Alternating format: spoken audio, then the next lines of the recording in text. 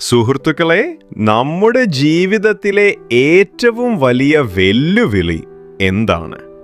ഒരുപക്ഷേ അത് ലക്ഷ്യത്തിൻ്റെ വലുപ്പം തന്നെയാവാം. നമ്മുടെ സ്വപ്നങ്ങൾ ഭീമാകാരമായിരിക്കാം. ഒരു വലിയ പുസ്തകം എഴുതുക, ഒരു വലിയ ബിസിനസ് പടുത്തുയർത്തുക, അല്ലെങ്കിൽ ലക്ഷക്കണക്കിന് ആളുകളിലേക്ക് നിങ്ങളുടെ ആശയം എത്തിക്കുക. ഇവയെല്ലാം ഒരു വലിയ രാജകൊട്ടാരത്തിലെ പൂവിടാത്ത പൂന്തോട്ടം പോലെ നമ്മെ നോക്കി നിൽക്കും. ഒരു കാലത്ത് അങ്ങനെയൊരു പൂന്തോട്ടമുണ്ടായിരുന്നു. ആ പൂന്തോട്ടം പൂർണ്ണമായി പൂവണിയണം എന്നതായിരുന്നു രാജാവിൻ്റെ വലിയ ആഗ്രഹം.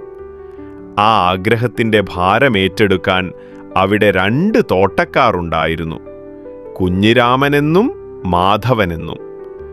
അവർ രണ്ടുപേരും ഒരേ ലക്ഷ്യത്തോടെയാണ് തുടങ്ങിയത്: പൂന്തോട്ടം മുഴുവൻ മനോഹരമാക്കുക. എന്നാൽ ലക്ഷ്യം ഒന്ന് തന്നെയായിരുന്നിട്ടും അവരുടെ കാഴ്ചപ്പാടുകൾ, തിയറി തീർത്തും വ്യത്യസ്തമായിരുന്നു.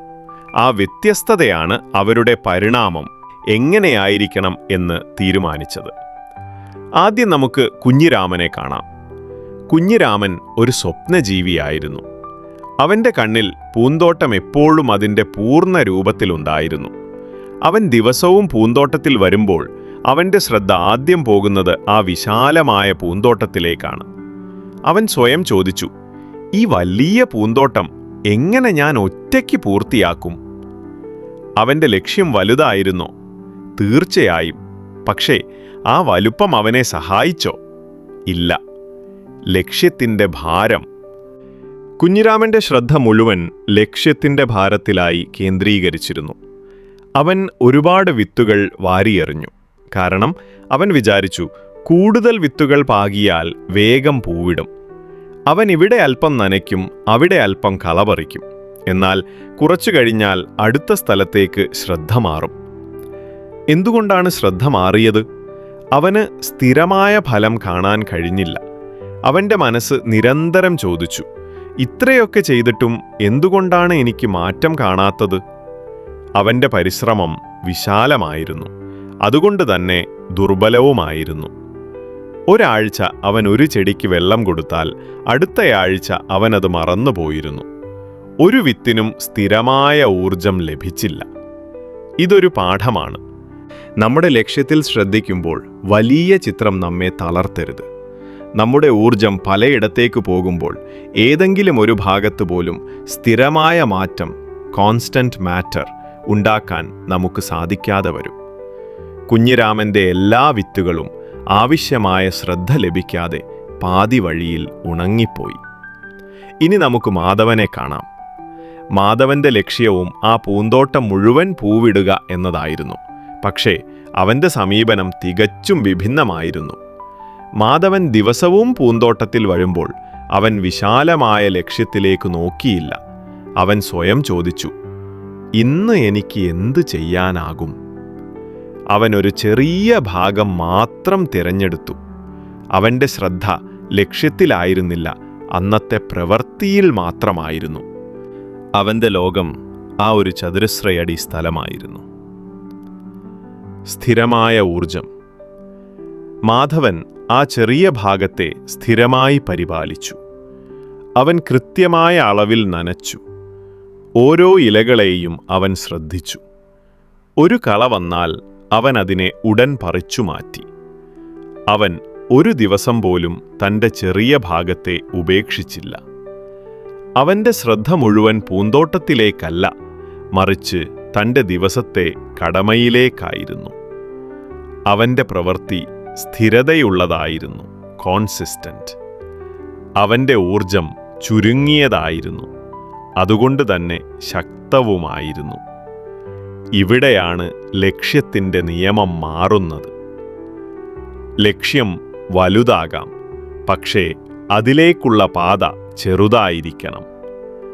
നിങ്ങൾ ദിവസവും ചെയ്യുന്ന ചെറിയ പ്രവൃത്തികളാണ് സ്മോളസ്റ്റ് മാറ്റർ നിങ്ങളുടെ ലക്ഷ്യത്തിൻ്റെ അടിത്തറ കെട്ടിപ്പടുക്കുന്നത്. ഒരു വലിയ പ്രതിമ ഒറ്റ ദിവസം കൊണ്ട് കൊത്തിയെടുക്കാൻ കഴിയില്ല. ഓരോ ദിവസവും ഉള്ള ഉളിയുടെ കുത്തുപണികളാണ് അതിനെ പൂർത്തിയാക്കുന്നത്. ലക്ഷ്യം നിങ്ങളെ പേടിപ്പെടുത്തുമ്പോൾ, മാധവൻ നമ്മെ പഠിപ്പിക്കുന്നത് ഇതാണ്: നിങ്ങളുടെ ലക്ഷ്യം നിങ്ങളെ പേടിപ്പെടുത്തുന്നുവെങ്കിൽ ആ ലക്ഷ്യത്തെ മറക്കുക. പകരം ഇന്നത്തെ ഏറ്റവും ചെറിയ കടമയിൽ ശ്രദ്ധിക്കുക. ഇന്നത്തെ ആ ഒരു കാര്യം നിങ്ങൾ പൂർത്തിയാക്കിയാൽ ലക്ഷ്യത്തിലേക്ക് നിങ്ങൾ ഒരു ചുവടുകൂടി അടുക്കും. ആ സ്ഥിരമായ ഒരു ചുവടാണ് നിങ്ങളുടെ വിജയം. കുഞ്ഞിരാമൻ തൻ്റെ സമയം കളഞ്ഞത് വലിയ സ്വപ്നം കാണാനാണ്.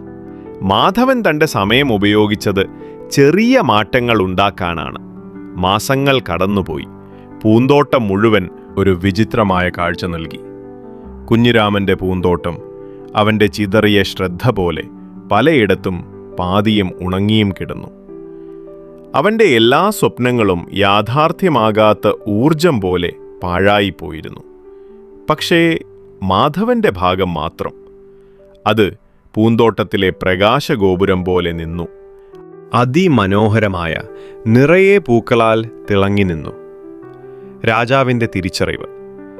പൂന്തോട്ടം മുഴുവൻ പൂവിട്ടതിലല്ല രാജാവ് സന്തോഷിച്ചത്, മറിച്ച് ഒരു ചെറിയ ഭാഗത്തിന് നൽകിയ സ്ഥിരമായ കൃത്യമായ ശ്രദ്ധയാണ് ആ പൂന്തോട്ടത്തിലെ ആദ്യത്തെ വിജയം എന്ന് മനസ്സിലാക്കിയതിലാണ്.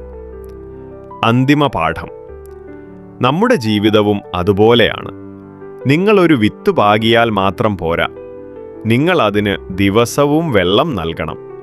ആ വിത്ത് വളരുമ്പോൾ നിങ്ങൾ അതിന് സ്ഥിരമായ സംരക്ഷണം നൽകണം. നിങ്ങളുടെ ലക്ഷ്യം, വിഷൻ എത്ര വലുതായാലും അതിലേക്ക് സ്ഥിരമായി നൽകുന്ന പ്രവൃത്തി മാത്രമാണ് നിങ്ങളെ മുന്നോട്ട് കൊണ്ടുപോകുന്നത്. കുഞ്ഞിരാമനാകരുത്, മാധവനാകുക.